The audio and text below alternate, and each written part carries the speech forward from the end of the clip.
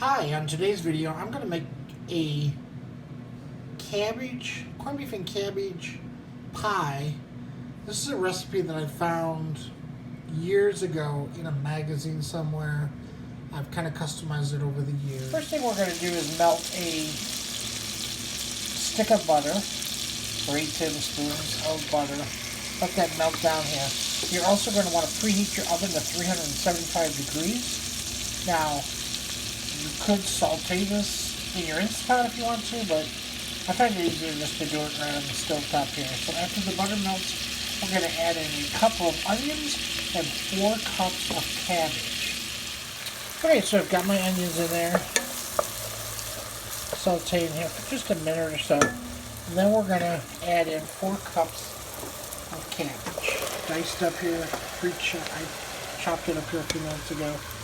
It's about a half a head of cabbage, depending on the size of your heads of cabbage that you find in the store.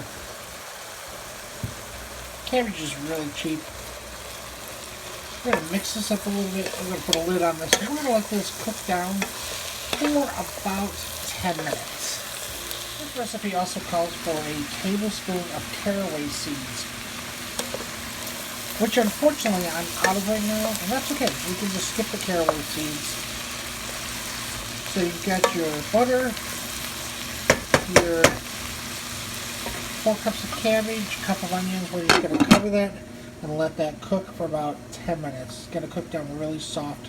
In the meantime, we are going to cut up our corned beef. Now, you could use real corned beef, cut it up, dice it up, go through that, or you could just buy this budded corned beef already done. We're going to open up this. We're going to need 16 ounces, so 8 packages because they're 2-ounce packages. And we're going to chop these up and put them in a big bowl here. A little tip that I found is I just open up all the packages and stack them. And then you can start cutting in one direction and then in the other direction. And you'll have a nice dice up really quick and do it all at once. Keep an eye on your cabbage and onions. You want to keep stirring that so it doesn't burn, and you want it to cook down.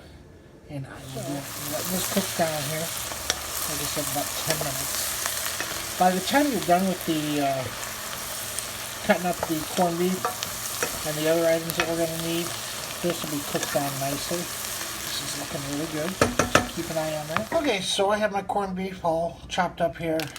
Now we're going to add some Swiss cheese. We're going to need 8 ounces of Swiss cheese. I just buy this Kraft cheese. There's 10 slices in here.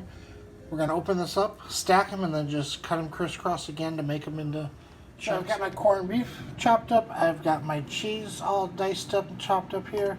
We're going to add about a half of cup of Thousand Island dressing. Calls for a 1/4 cup in the recipe, but I'm doing a half a cup. It makes it much more creamier. And we're just going to give this a good mix in here. You may need to add a little bit more to your liking. Just going to give this a good mix. Pretty well mixed. Now we're going to take our cabbage and onions that have been cooking and dump them right in this bowl. So now we're going to just mix this all together until it's nice and creamy and good there.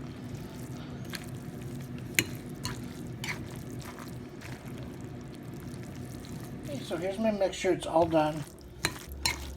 We're going to set this aside. Next, we're going to take 2 cake pans, 8-inch or 9-inch. I believe these are 9-inch here.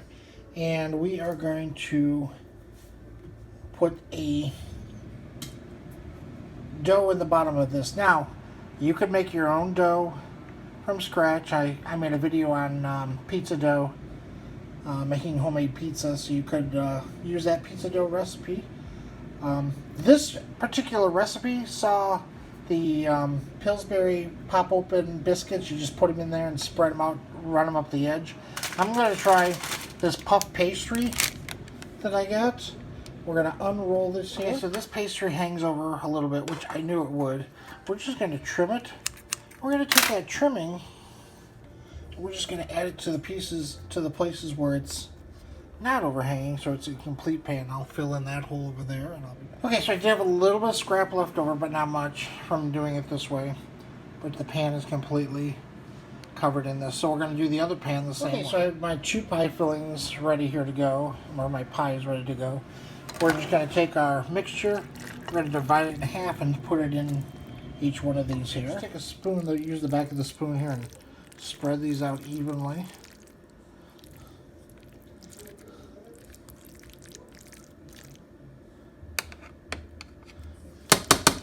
Just like that, and we're done with both of them. These go in the oven, 375 degrees, for about 20 minutes. So after 20 minutes, you can see the dough's not quite done yet, so we're going to add about 10 minutes to this. Okay, so it was a total of 30 minutes using this particular pie crust. Now, if you're using the biscuits, I would only do 20 minutes and then check them. You just want a nice golden brown around the edge, and you can see how good this pie looks. I have 2 of them here, and they both look the same, nice and golden brown around the edges, and they look really good. Let these completely cool if you're going to refrigerate them. After they cool, you're going to invert them onto a plate, and then cover them. Great for reheating, or great right out of the oven. Hope you enjoy this video. Okay, so I flipped them onto a plate, flipped them upside down onto the plate, then took a second plate and flipped it again so it'd be right side up, and here it is. Pie crust is done. Nice and flaky crust here. And they look delicious. I'm going to let these cool and cover them. They're actually for dinner later tonight. And I hope you enjoyed this video.